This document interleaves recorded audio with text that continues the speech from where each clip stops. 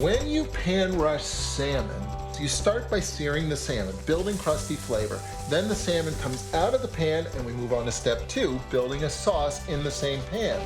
And then step 3, the salmon and the sauce come back together again and both finish cooking.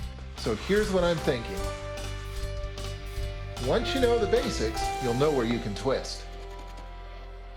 What if you take that second step, that sauce step, and do something inspired by the classic flavors of a maritime chowder, which of course means bacon. So what if you start by crisping bacon and then searing the salmon and the bacon and then going from there? I like this idea already. When you're trying to crisp a whole bunch of bacon in a pan, this sometimes helps. Try tilting the pan. Try gathering all the bacon and the fat sort of down on the bottom edge like this. All those pieces of bacon are submerged in fat. As a result, they're going to brown much more evenly, a lot faster too. Good to go. Things are looking up here. A pan full of hot bacon fat and 4 salmon fillets looking for some hot fat to sear in. Hot pan, hot fat, searing salmon, except that this time I've got bacon fat and I've got crisp bacon to add to the chowder. Again, pan rushing is a 3-step process, so this in essence is step 1 with a bacon bonus, and that bacon is a key part of chowder. But in the Maritimes, you always make chowder with what you have on hand. And traditionally, that always included some kind of cured pork product, in this case bacon, onions, celery, some kind of dairy, and usually potato, but I'm not sure about potato this time. The onions, the garlic, and the celery are heating through, but they're also helping to dissolve all those little brown flavor bits down on the bottom of the pan.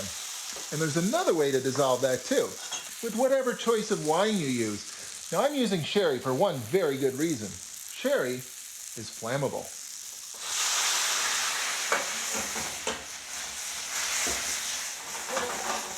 The flame's just for show. Make sure somebody's in the kitchen with you. If things do get out of control, no need to call the fire department. That's what the clam juice is for. Okay, fun's over, back to chowder making, and that means it's time for dairy.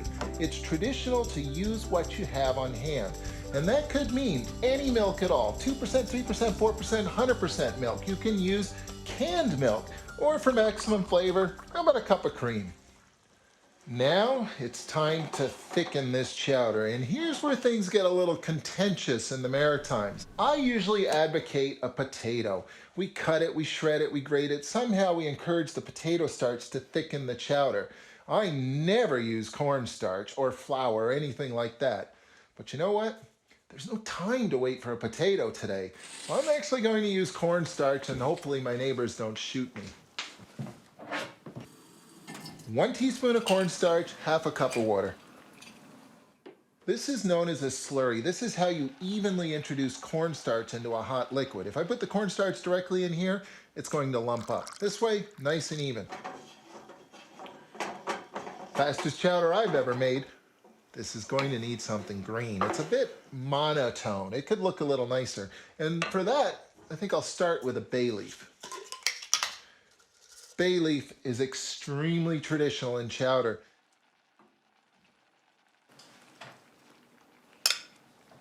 Now that's a pan full of local flavor, but it could just as easily be full of global flavors. For instance, once the salmon is seared, you could create a Caribbean flavored sauce in the pan. You could saute red peppers and red onions with allspice and garlic and finish with a splash or 2 of coconut milk. Or try an Asian theme with a cup or so of orange juice, a spoonful of marmalade, a splash of soy sauce, lots of green onions and ginger, all topped with fresh cilantro. This second step is where you'll get to stir your personality into your pan rushing.